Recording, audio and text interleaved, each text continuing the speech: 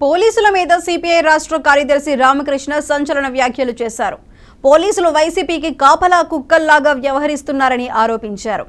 ఏపీలో పోలీసు వ్యవస్థ పూర్తిగా నిర్వీర్యమైందని, బదిలీ అయిన వారు, సస్పెండ్ అయిన వారు ఖాకీ డ్రెస్ వేసుకోవడానికి సిగ్గుపడాలన్నారు.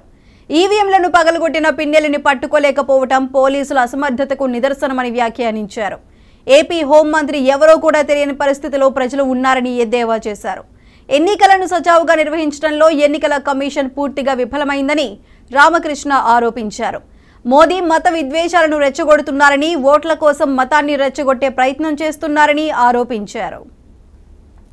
అదేవిధంగా దేశం అప్పుల పాలైందని ఆ రోజు చెప్పే ఉపన్యాసం 2014 నాటికి భారతదేశానికి ఉన్న అప్పులు 55 లక్షల కోట్ల రూపాయలు అయితే ఇవాళ ఈ 10 ఏళ్ల కాలంలో దాన్ని 200 లక్షల కోట్లు దాటించావు. 205 లక్షల కోట్ల రూపాయలు ఇవాళ దేశానికి అప్పు ఉందని చెప్తా ఉన్నారు. అదే అంతేకాకుండా ధరల గురించి కూడా నువ్వు చాలా క్లియర్గా మాట్లాడావు.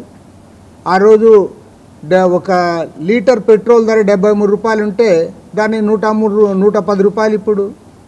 ఆ రోజు వంట గ్యాస్ ధర 415 రూపాయలు ఉంటే ఇవాళ 1160 రూపాయలకు వచ్చింది. ఎలక్షన్ల కోసం కొద్దిగా తగ్గించినావు. నువ్వు ఆ ధరలు తగ్గించలేకపోయినావు. ఉద్యోగాలు ఇస్తానని చెప్పి హామీ ఇచ్చి అధికారం లేకొచ్చి ఉద్యోగాలు ఇవ్వలే.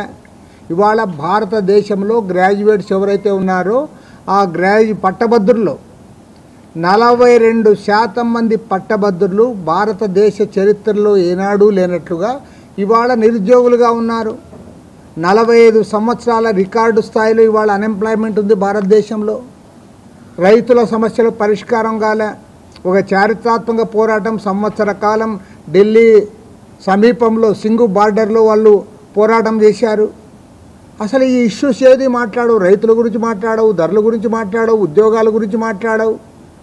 పక్కాగా నువ్వు బ్లాక్ మనీ గురించి మాట్లాడావు. ఆ బ్లాక్ మనీ గురించి ఇప్పుడు మాట్లాడవు. నీవే మాట్లాడావు ఆ రోజు 2014 ఎన్నికల్లో. ఇవాళేమి లక్షల కోట్ల రూపాయలు, దాదాపు 10 లక్షల కోట్ల రూపాయలు బ్యాంకులకు ఎగ్గొట్టారు.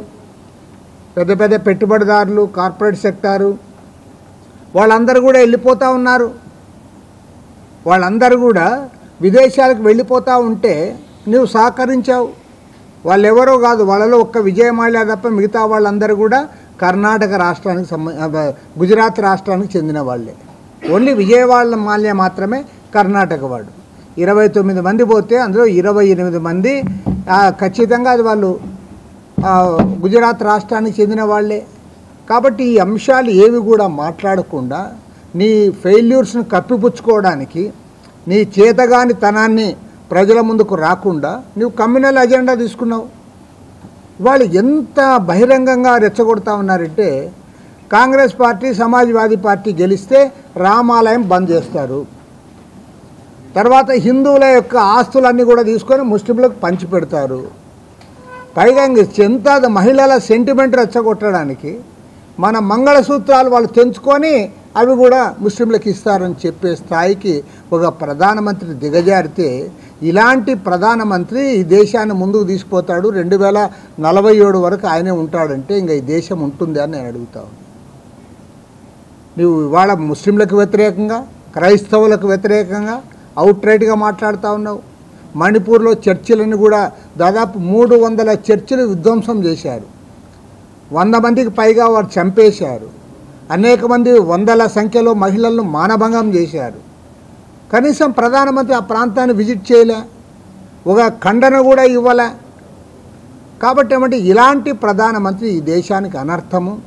కాబట్టి ఈ సందర్భంగా నేను ఒకటే చెప్తా ఉన్నా, రాజకీయాలు, రాజకీయ పార్టీలు అన్నీ కూడా పనిచేసేది దేశం కోసం, దేశ భవిష్యత్తు కోసం.